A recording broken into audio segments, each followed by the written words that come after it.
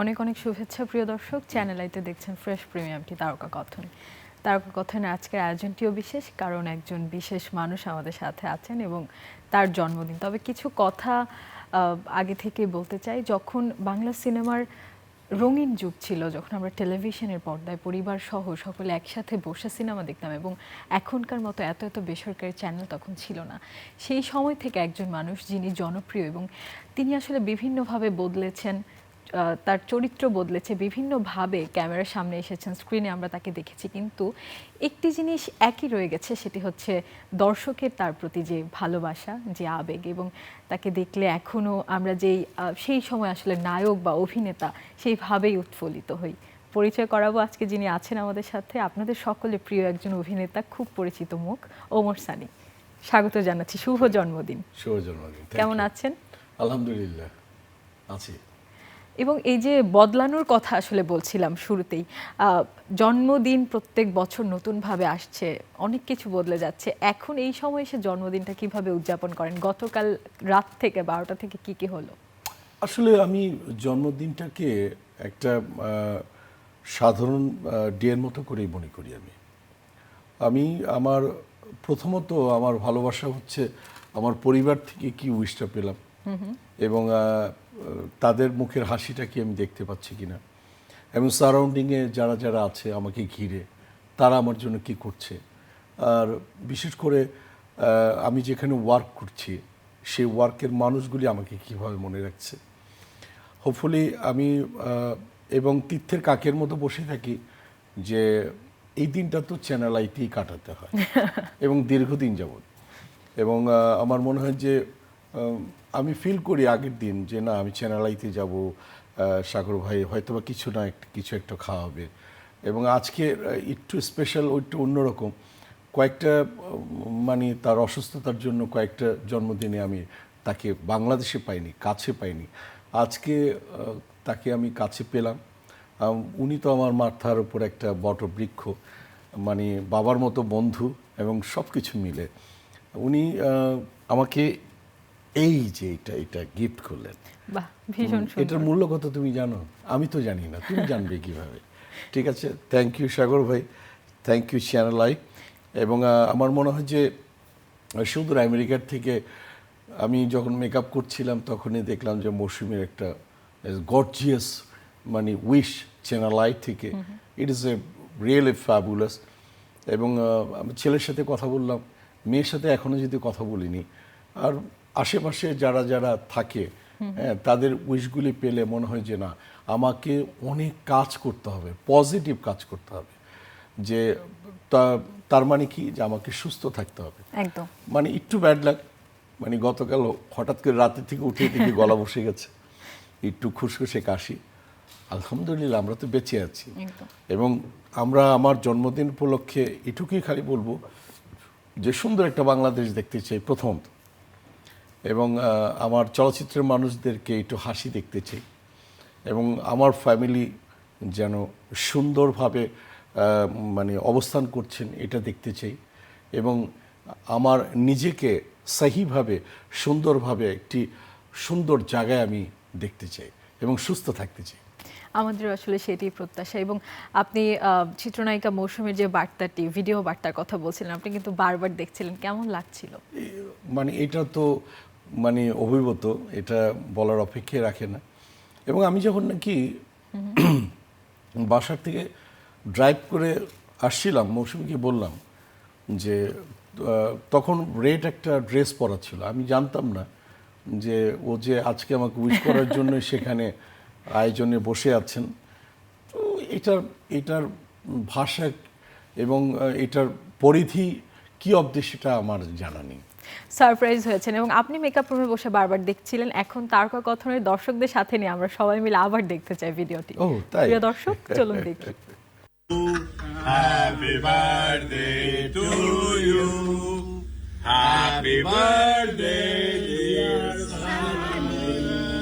Happy birthday to you.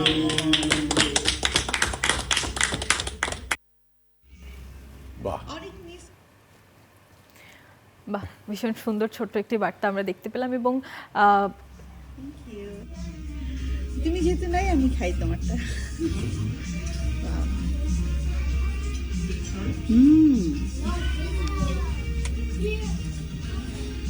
Thank you. আপনার কেকটা আপনার পক্ষ থেকে খেয়ে নিল এবং লাল জামার কথা বলছিলেন যে লাল জামা পরে উইশ করা, এই অনুভূতিটা নিশ্চয়ই অনেক সুন্দর যে একই সাথে আসলে এত বছর পথ চলা, কাজ করা, সব কিছু একটা দম্পতির মাঝখানে আসলে যা যা কিছু থাকতে হয় আপনারা সেইভাবে পরিপূর্ণ, এবং এত বছর পর এসে এত সুন্দর একটি পরিবার। কেমন লাগে একজন চিত্রনায়িকার সাথে এত বছর? আসলে চিত্রনায়িকা বলছো, আমিও একই জায়গার, একদম একই জায়গায়। তো একটা দারুণ একটা জার্নি আমি মনে করি। এই জার্নিটার মধ্যে কয়েকটা জিনিস মানে একটু যোগ করব আমি। এই জার্নিটার প্রধানত হচ্ছে বিশ্বাস এবং সদা সত্য কথা বলা এবং সারেন্ডার করা, মানে উভয় পক্ষ থেকে সারেন্ডার করা, এবং মানে ভালোবাসার গভীরতা কতটুকু এটাকে মানে আমি আমার ওয়াইফকে দেখানো, কিংবা ওয়াইফ একজন হাজবেন্ডকে কতটুকু শ্রদ্ধা করছে, এই বিষয়গুলি যদি একসাথে থাকে না, এবং তার সাথে যদি সন্তানরা যদি মানে যেরকম মনে করো যে অনেকে বলে না যে এই হোম মিনিস্টার ফোন দিয়েছে, হোম মিনিস্টার মিন্স মানে ওয়াইফকে বোঝায়, কিন্তু আমার হোম মিনিস্টার কিন্তু আমার ওয়াইফ না, আমার হোম মিনিস্টার হচ্ছে আমার মেয়ে, আমার মেয়ে ফাইজা। আচ্ছা, হ্যাঁ, তো ও শাসন করে। যেরকম আজকে অবশ্য সেফ হয়ে গেছি আমি, হয়তোবা ও যদি বাংলাদেশে থাকতো আমাকে পাঞ্জাবিগুলি এখানে রাখতো, আরে মামা দাঁড়াও, তুমি কোনটা পড়বা, এইটা পড়ো, সোজা হয়ে দাঁড়াও, এটা পড়ো, এটা করবা, শোনো যে এই বিষয়ে কথা বলবা, এই বিষয়, জি জি বস। এই যে একটা টেক কেয়ার, হ্যাঁ, এই টেক কেয়ারটা তো অনেক বড় ব্যাপার। এই যে হোম মিনিস্ট্রির যে পট পরিবর্তন, মায়ের হাত থেকে মেয়ের হাতে চলে গেছে, এই ব্যাপারটা কেমন উপভোগ করেন? আমি তো দারুণ, এবং মৌসুমী উপভোগ করে তাই, বাহ, যে তোমাকে শাসন করার জন্য আমি তো পারি না, তোমার মেয়ে পারবে। এটা আমার শুনতে আমার খুব ভালো লাগে, এবং তার জন্য আমি বারবার না একটু ভুল করতে মন চায়। বাবার মেয়ের ভালোবাসা। এখন তো রিলেশনশিপে একটা টার্ম চলে এসেছে আমাদের জেনজিদের মধ্যে, যে রেড ফ্ল্যাগ এবং গ্রিন ফ্ল্যাগ। যারা খুব বেশি ভালো হাসবেন তাদেরকে গ্রিন ফ্ল্যাগ বলে, এবং যারা একটু দুষ্টু তাদেরকে রেড ফ্ল্যাগ বলে। তো সবাই বলে এখন ভালো হাজবেন্ডরা নাকি ওয়াইফকে ভয় পায়, তাদের শাসনকে ভয় পায়, বা ওয়াইফ না করলে সেই কাজটি আর করে না। আপনি কতটুকু মৌসুমীকে ভয় পান? আসলে ভয় এবং শ্রদ্ধা দুইটা আলাদা জিনিস। আমি মৌসুমীকে শ্রদ্ধা করি, স্নেহ করি, এবং আমার মনে হয় যে এই জিনিসটা সেম জিনিস আমার মেয়ের বেলাও আমি তাই চাইব, তার হাজবেন্ড যে আসবে তার বেলায় তাই চাইব। আমার ছেলে ফরদিন হাসান স্বাধীন, ওর বেলাও আমি তাই চাইব। কারণ একটি সংসার টিকিয়ে রাখাটা চারটিখানি কথা না। আর এখন জেনজির মধ্যে যেটা আছে, ওদের উদ্দেশ্যে খালি আমি এইটুকুই খাতে কথা বলবো যে স্ত্রী এমন একটি জিনিস, যদি ডান হাতে থাকে তার বাঁ হাতে কিংবা ডান হাতে যেটি বলি না কেন, তার মাকে তার সন্তানকে এইভাবে রাখতে হবে। এবং আমি মনে করি যে আমার ছেলের বউ যে আয়শা, আমি মনে করি সেও ফাইজার মতোই আমার কাছে। এবং যদি কোনো কারণে যদি মানে আমি কিছু তুলে দিই, আমি মানে ফাইজার আগে আমার আয়শাকে দেব।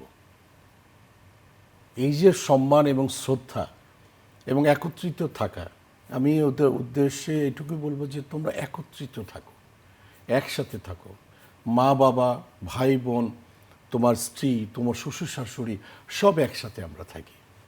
পরিবারের মধ্যে সমন্বয়টা আসলে খুব দরকার। এবং ক্যারিয়ারের কথায় যদি আবার একটু আসতে চাই, দুইজন একই পেশায় থাকার কারণে তো অনেক কিছু যুক্ত হয়, বা একজন যখন একটি কাজ করছে অন্যজন ওটার ক্রিটিক করতে পারে বা সমালোচনা করতে পারে, আমরা যাই বলি না কেন, সেইভাবে কিন্তু আরো ইমপ্রুভ করা যায়। দুইজন আসলে এই শিল্প মাধ্যম, সিনেমা, গান, এইসব নিয়ে কতটুকু আলোচনা হয় নিজেদের মধ্যে? হয়, যেরকম কিছু কাজ আমারও ভুল হয়েছে, উচিত হয়নি, এবং আমি ফিল করি মৌসুমীরও কিছু কাজ করা ভুল হয়েছে, উচিত হয়নি। তো এরকম হতেই পারে। আবার কিছু রিকোয়েস্টের মানে কি বলে অনুরোধের ঢেকি গিলতে হয় কিছু মানুষের জন্য। তো সেই কাজটা তো আমাদের শিল্পীদের মধ্যে হয়। আর একটাই জিনিস আমি ফিল করি, আমি সবসময় যে আমি যখন কর্মক্ষেত্রে থাকি আমি ফিল করি যে মৌসুমী আমার best friend, not my wife. আমি আমার বেস্ট ফ্রেন্ডের জন্য কি করতে চাই, এবং বেস্ট ফ্রেন্ডরা কিন্তু মানে দুষ্টামি করে, এই তোমার এটা ভালো না, এটা না, এটা না, এটা করা উচিত। আমি কিন্তু প্রাধান্য দিই। আমার মনে হয় মৌসুমীও সেম, আমিও সেম। তো এই জায়গাগুলি না আমরা যখন নাকি ও অন্য আর্টিস্টের সাথে কাজ করে আমি বসে দেখি, অসুবিধা নেই, কোনো সমস্যা নেই। আবার মৌসুমীকে বলে যে সানির সাথে কোন হিরোইনকে মানায়, তখন সেও সুন্দর করে বলে দেয়। এবং আমরা কিন্তু এই চলচ্চিত্র জগতে অনেক ঘটনা দেখেছি যে বিয়ে হয়ে যাওয়ার পর সেই হাজবেন্ড তার ওয়াইফকে অন্য অভিনেতার সাথে কাজ করতে দিচ্ছে না।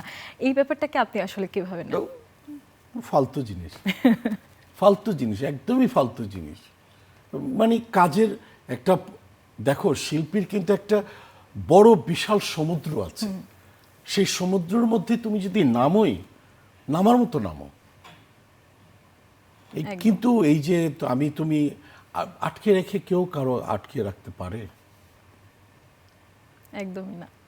তোমাকে আমি চ্যালেঞ্জ করলাম, তুমি তো এই যুগের একটি মেয়ে, তুমি এই যুগের একজন মানে কারো এই প্রিয়তমা, একজন মায়ের সন্তান। তুমি কেউ কাউকে জোর করে আটকে রাখতে পারে, মিথ্যে দিয়ে আটকে রাখতে পারে? এই যে আগের যে সিনেমাগুলো, আমি রঙিন সিনেমার কথা বলছিলাম, যেগুলো আসলে আমরা ছোট থেকে দেখে দেখে বড় হয়েছে, যেগুলো ভীষণ জনপ্রিয়, ওই সিনেমাগুলোকে এখন মাঝে মাঝে একসাথে দুজন বসে দেখা হয়? একসাথে দেখার সময় তো ওই ফারদিনের এন্ট্রি হয়, ফাইজার এন্ট্রি হয়, এবং কিছু আমাদের সারাউন্ডিংয়ের কিছু মানুষ থাকে, দেখা হয় না। কিন্তু আমার মনে হয় মৌসুমী আমেরিকায় থাকা অবস্থায়, আমার শাশুড়ির অসুস্থতা, আমার মেয়ের পড়াশোনা, সে বোধহয় সব ছবি দেখে ফেলেছে এবং আমাকে মাঝে মধ্যে দেখে, এই আমি কিন্তু এই ছবি দেখতেছি সানি, এই দেখো তো এই ড্রেসটা, তোমার বারবার বললাম এই ড্রেসটা পরো না তুমি, আবার আমি বললাম যে তোমারও তো না করলাম, বলে যে আমরা না নিজেরা ছোট ছোট দুজন, তাহলে দুজনের ফ্যাশন সেন্স নিয়েও ক্রিটিক করা হয়? করি আমরা হয়। এবং মৌসুমী তো ফ্যাশনের তো মানে একটা বস বাংলাদেশে, এটা তো বলতেই হবে। এটা যারা মানে ওর বিরুদ্ধে চলে তারাও স্বীকার করবে যে ফ্যাশনের দিকটা। আমরা কিন্তু আজকে জন্মদিনের থেকে বেশি চিত্রনায়িকা মৌসুমীকে নিয়ে কথা বলছি। আমাদের সাথে এটা তোমার অপরাধ, এটা আমার অপরাধ না। আপনি যেখানে থাকবেন সে সেখানে চলেই আসবে। তুমি আসলে অন্য জায়গায় যাও। আমাদের সাথে এই মুহূর্তে তিনি আছেন, যুক্ত হয়েছেন, তার সাথে কথা বলবো। হ্যালো।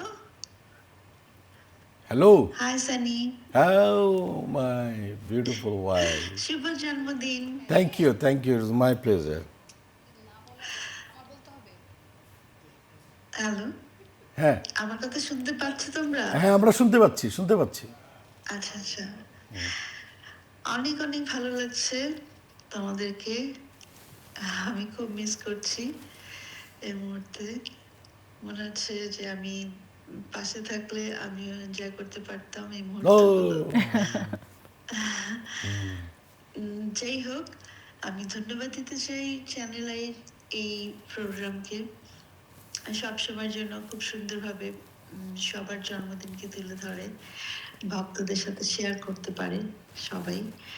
তো সানির সকল ভক্ত দর্শক যারা ওকে ভালোবাসে, তারা এই দিনটাতে চ্যানেলের মাধ্যমেও তার জন্মদিনটা পালন করতে পারে। তো এই জন্য খুব ভালো লাগে। আর আমিও এই দূর থেকে এই সুন্দরভাবে এটা প্রেজেন্ট না করলে আমি আসলে এটার সাথে শেয়ার করতে পারতাম না। Thank you. খুব ভালো লাগছে আমার এই মুহূর্তে। আশা করি সানি তোমারও খুব ভালো লাগছে। অবশ্যই। এবং সাগর ভাই আমাকে এটা দিয়েছে, এটা আমি তোমাকে দিলাম। অনেক ধন্যবাদ আপনাকে আমাদের সাথে যুক্ত হওয়ার জন্য, এবং আমরাও আপনাকে ভীষণ মিস করছি। অনেক ফুলের শুভেচ্ছা তোমাকে। আমরা আবার একটু আড্ডায় ফিরে যাই। এই যে কি সুন্দর করে আসলে সানি সানি বলে আপনাকে সম্বোধন করে, এটি কিন্তু খুব শ্রুতিমধুর এবং নজর কাড়া। এটি নিয়ে কি কখনো কথা হয়েছে যে তুমি আমাকে এত সুন্দর করে আসলে ডাকো, এর পেছনে আসলে কি আছে? আসলে আমাদের পরিবারে আমাকে সানি বলার লোক সংখ্যা খুবই কম। কারণ আমার অ্যাকচুয়ালি আসল নেম হচ্ছে ইমরান। আমার বড় বোন জীবনও সানি বলেনি, ইমরান বলে ডাকি। আমার বড় ভাই যারা যারা আমার ভাগ্নি যারা আছে, মাঝে মধ্যে মৌসুমিও ইমরান ডাকে। হ্যাঁ, তো এই সানিটা হচ্ছে কি একটা সুন্দরভাবে একটু আদরে। আদরের মতো হয়ে যায়, তো হয়। এবং এখন আসলে আপনারা তো সিনেমার সাথে আসলে 30 বছরেরও বেশি সময় ধরে ছিলেন এবং প্রায় 200টির মতো সিনেমা করেছেন। এখন আসলে বর্তমান প্রজন্মে যে সিনেমা তৈরি হচ্ছে বা সিনেমা ইন্ডাস্ট্রিটা কোন দিকে যাচ্ছে, সেখান থেকে আপনার আশা বা প্রত্যাশা যদি জিজ্ঞেস করতে চাই, কি বলবেন? আসলে সিনেমা যেই জায়গাটা এখন চলে গেছে, এই জায়গাটার খুব আইসিইউ একটা হসপিটাল দরকার, এবং আইসিইউতে চলে গেছে অলরেডি। এবং নোংরামির একটা চরম সীমানায় চলে গেছে। নাটককে সিনেমা বলছে, তারপরে ছবির মধ্যে মানে কি বলে ড্রাগস দেখাচ্ছে, তারপরে একটি মেয়েকে অসম্মানজনকভাবে ইয়ে করছে, তারপর সিনেমা প্রডিউসার ঠিক মতো পাচ্ছে না। প্রডিউসার ঠিক মতো দেখো, প্রডিউসার যদি ঠিক মতো পয়সাটা না পায়, সে কেন লগ্নি করবে? আমি কিন্তু এটা কিন্তু অ্যাকচুয়ালি হচ্ছে প্রডিউসাররাই কিন্তু ফিল্মের বাবা আমি মনে করি, পরিচালকটা হচ্ছে মা। আমরা যারা শিল্পী, তারা কি করে, তাদেরকে তাদের রঙে আমরা রঙাই হব। কিছু কুলাঙ্গার, কিছু নোংরা প্রকৃতির কিছু মানুষ এই চলচ্চিত্রে ঢুকে, যারা চলচ্চিত্রের কিছুই জানে না, শুধু দলবাজি, এই বাজি ওই বাজি করে তারা জঘন্যভাবে এই চলচ্চিত্রকে নোংরামি করার একটা চেষ্টা করছে।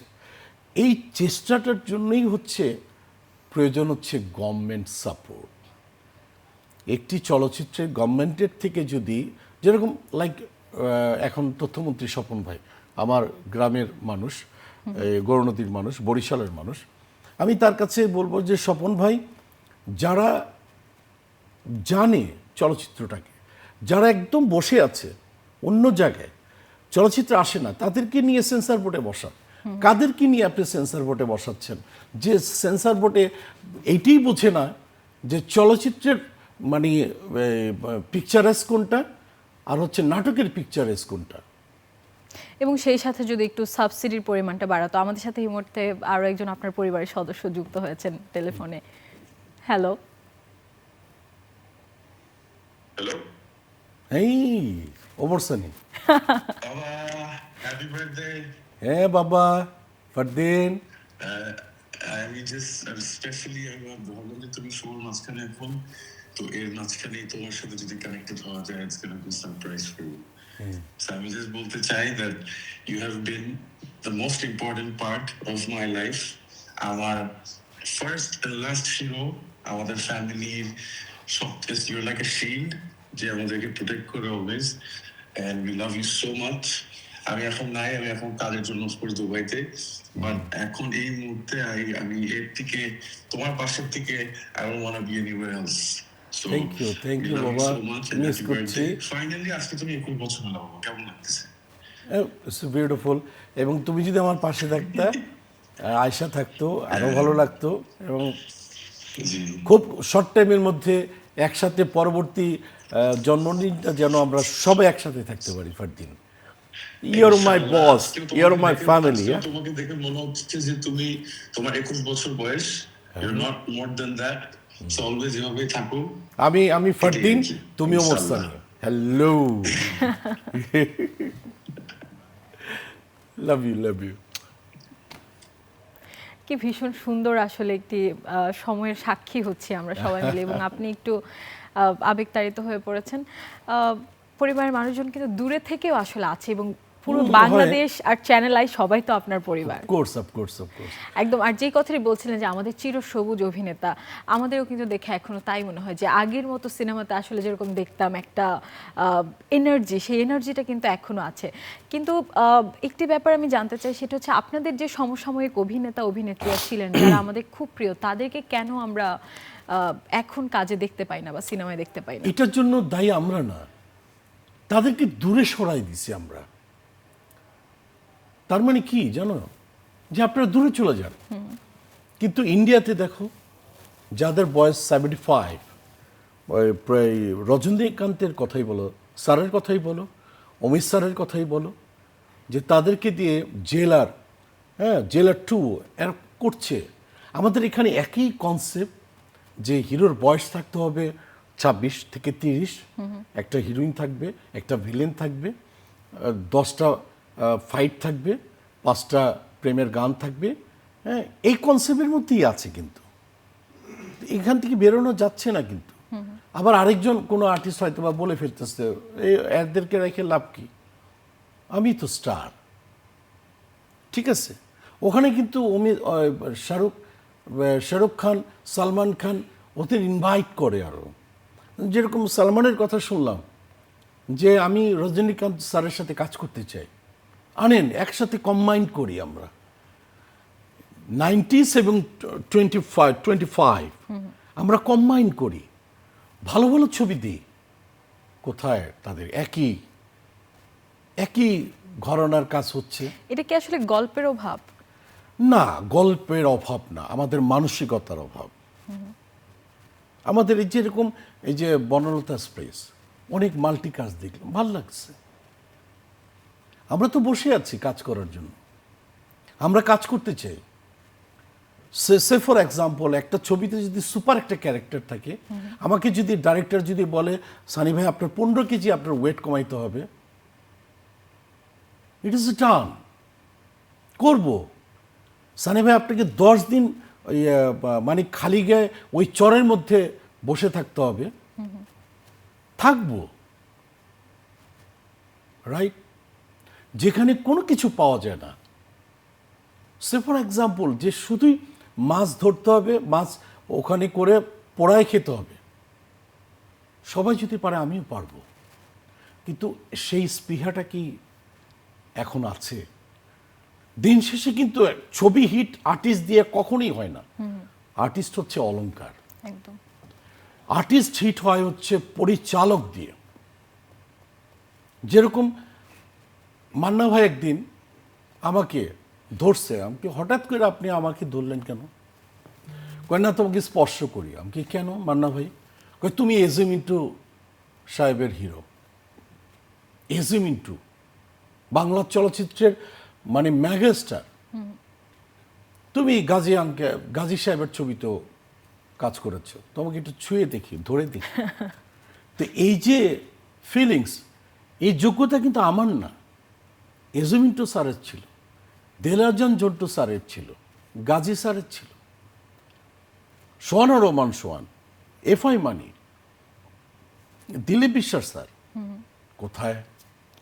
এখন আপনার কাছে কি মনে হয়, এই যে সেই শ্রদ্ধাটা বা সকলকে চেনার পরিমাণ, ওই জায়গাটা কমে এসেছে কেন? এখন কি ইউটিউব বা কন্টেন্টের যে যুগ এসেছে, সেই সব জন্য কি ভাইরাল আসলে- হওয়ার জন্য ক্যান্সারের মধ্যে ঢুকে গেছে, সব ক্যান্সারের জার্মগুলি শরীরে লাগাচ্ছে এরকম করে। কি করবা? তার জন্য আমরা মানে বাধ্য হই। কোনো যেরকম আমি গোলসেন্স গ্রুপে আছি চিফ অ্যাডভাইজার হিসাবে, আমার রেস্টুরেন্ট আছে, অনেকে বলে ভাতের ব্যবসা করে, ওকে ডান। আরে যে জিনিস খেয়ে বিসমিল্লাহ বলতে হয়, সেটার বিজনেস আমি করছি। সো আমার ক্ষতিটা কোথায়?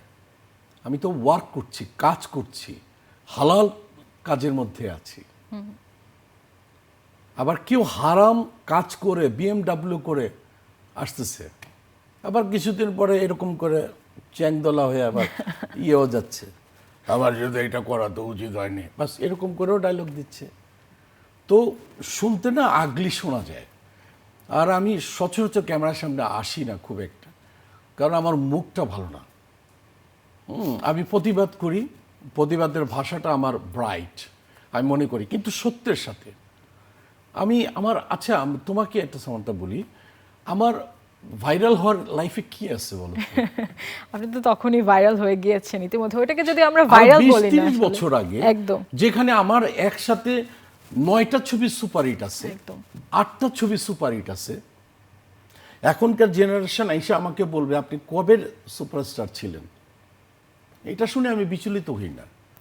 কারণ আজ থেকে 20 বছর পরেও একদিন শাহরুখ খান থাকবে না, শাহরুখ খানরাও বলবে যে এই শাহরুখ খান নামের কেউ কি সুপারস্টার। তবে যারা সিনেমা ভালোবাসে, যারা শিল্পকে ভালোবাসে, তারা যাদেরকে চেনে তাদেরকে চেনে, আপনাকেও চেনে। আমরা কেকটি কাটতে কাটতে বিদায় নিতে চাই। Thank you. আপনাকে জন্মদিনের অনেক অনেক শুভেচ্ছা জানাতে চাই এবং অনেক ধন্যবাদ জানাতে চাই আমাদেরকে আজকে সময় দেওয়ার জন্য। তুমি কাটো। আপনি কাটেন প্লিজ। Thank you. শুভ জন্মদিন। Thank you.